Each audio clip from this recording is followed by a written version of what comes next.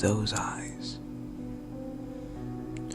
There was this time when I was younger, about 5 or 6 years old, when we had moved into a new house.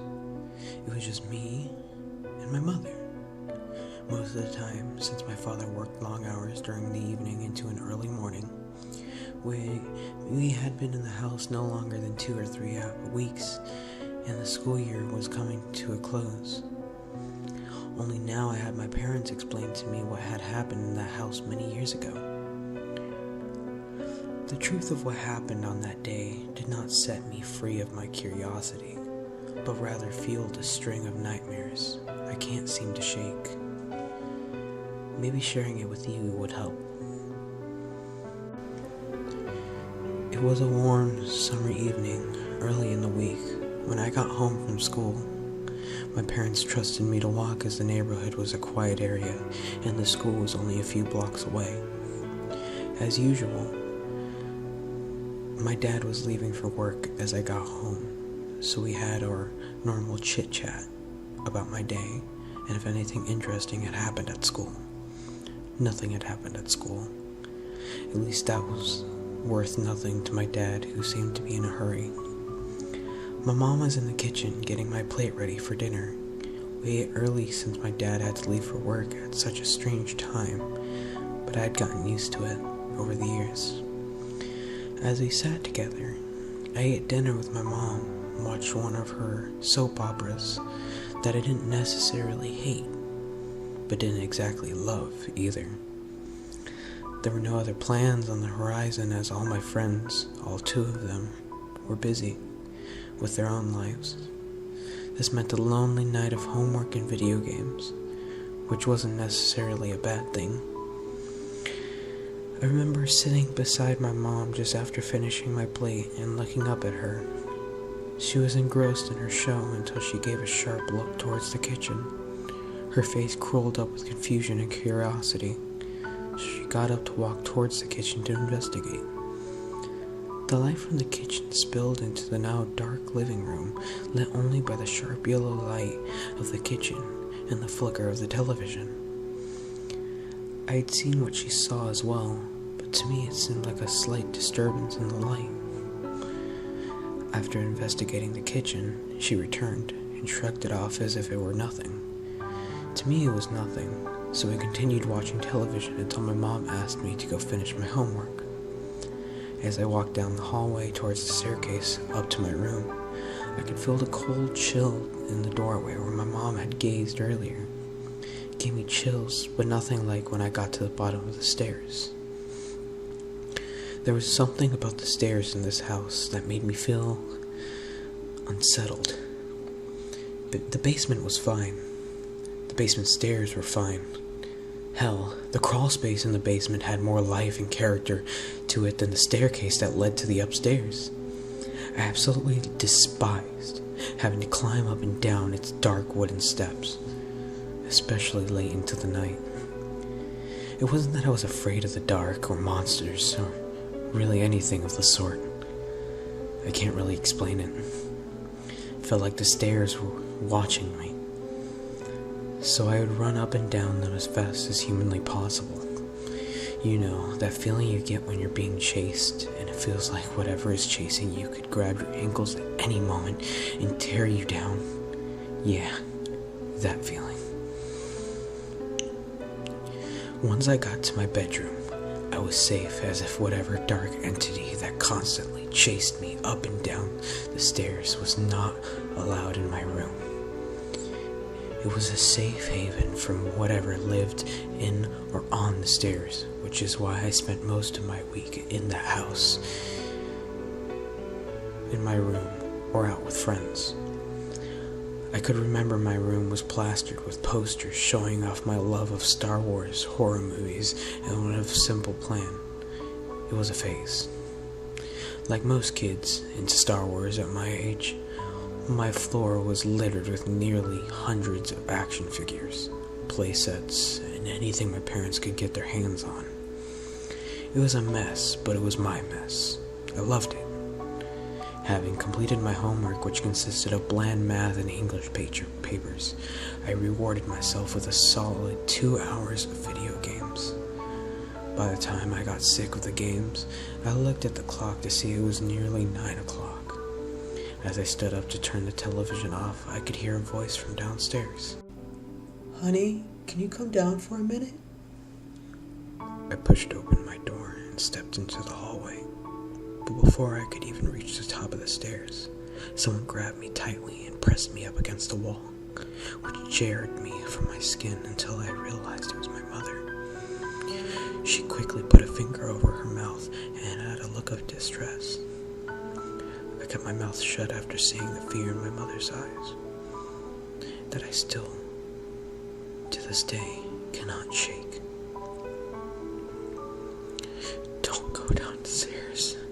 I heard it too," she said quietly, her voice shaking with terror. I could feel my body warm up as my heart rate increased. She quickly shuffled me back into my bedroom and quickly shut the door behind her. Pulling out her cell phone, she quickly but clumsily began dialing 911, her hands shaking as if she had been outside on a cold winter night, as she began talking with the operator, begging for them to send somebody. I could do nothing but stare at the door and pray that it would not open. After another few moments, it spoke again. "Honey, please come downstairs," it said, louder and filled with frustration. I could tell my mom was trying her hardest not to cry, but her eyes could not lie. She walked over to me and knelt down beside me, holding onto my shoulders in order to comfort me, who was mostly confused. "It's going to be okay. We're going to be fine," she said, almost as if she was saying it to keep herself together.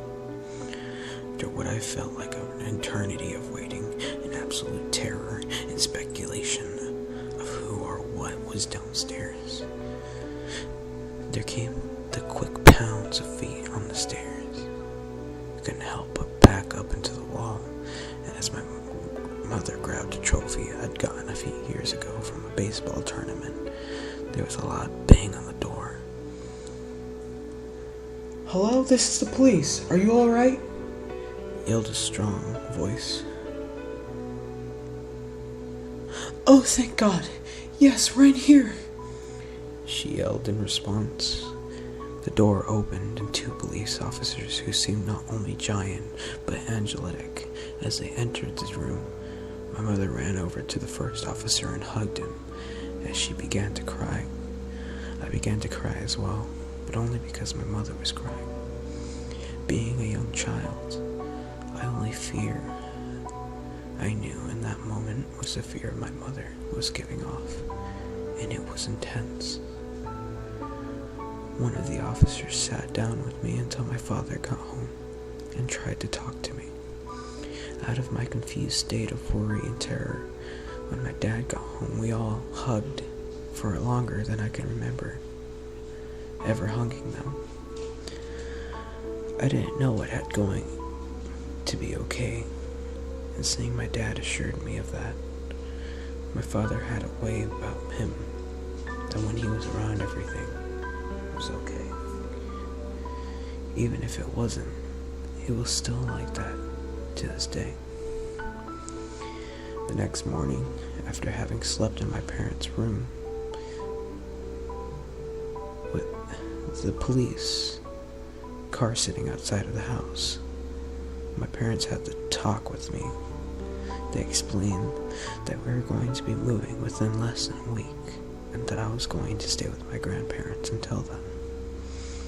I asked exactly what had happened, and all they said was that there was something wrong with the house. It was vague. But when I got to my grandparents, they explained more bluntly that the house was haunted.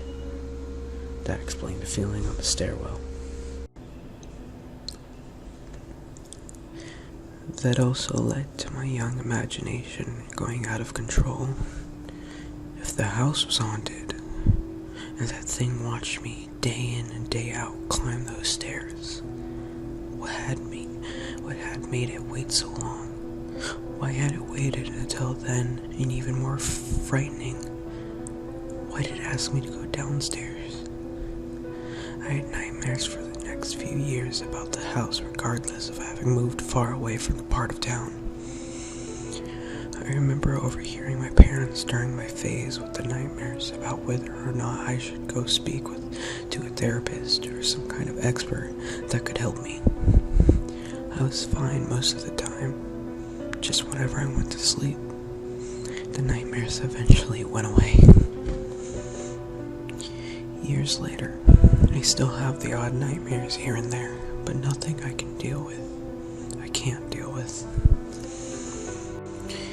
Years later, I still have the odd nightmares here and there, but nothing I can't deal with. I'm an adult after all. About a week ago, my parents decided to tell me the truth about what happened in that house. As I began explaining, it was horrifying that for all these years, I hadn't known the truth about what happened. Were they going to try and relieve the nightmares which had long passed? Or was there something more sinister to my experience? They explained that the house wasn't haunted at all. At least as far as they ever knew. A few days before the night, a woman had escaped from a mental ward of the local hospital. It wasn't like a huge institution for mental illnesses, but a wing of the hospital that held about 12 people at a time. The limit was never met. The woman who escaped that night was named Iris McLeod, and she was being detained after supposedly killing her 3 children. She suffered from severe schizophrenia and had several maniac episodes before being committed, but was never on any sort of medication. Those poor kids. The police had done a more thorough investigation and found that she had been living in our attic for the majority of the week after her escape. She lived right above my bedroom. It was by far the worst part of the whole thing. She never just pounced on us. She never wanted to escape. Those eyes I could feel on me every time I went up and down those stairs was not ghostly or my imagination running amok. Those eyes were real, and I'd felt those eyes on me for years after. I feel them on me now, but a part of me doesn't believe it. I don't want to believe it, but the fact is that she was never caught. Those eyes could very well be on me, but who knows? They could be on you too.